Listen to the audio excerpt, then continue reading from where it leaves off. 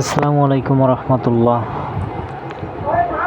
তো একটা দুর্ঘটনা, চট্টগ্রাম ইপিজেড একটা পোয়াল ফ্যাক্টরিতে আগুন লাগছিল বেলা 2টায়।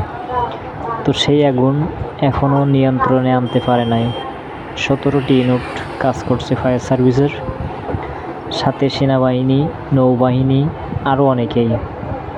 তো দেখেন কিভাবে আগুন জ্বলছে, আর তারাও বলতে পারে না যে এই আগুন কখন নিয়ন্ত্রণে আসবে।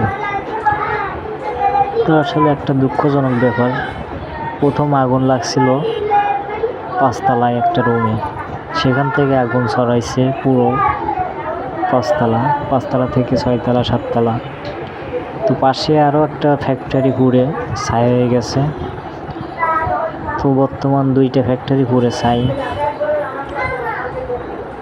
তো আমি ভিডিও করছি অনেক দূর থেকে, ফ্লাইওভারের উপরে থেকে। আসলে পাশে যেতে পারি নাই। 30 জনের মতো উদ্ধার করা হয়েছে, আর বর্তমান কী অবস্থায় আছে। তো আপনারা সবাই সবার জন্য দোয়া করবেন।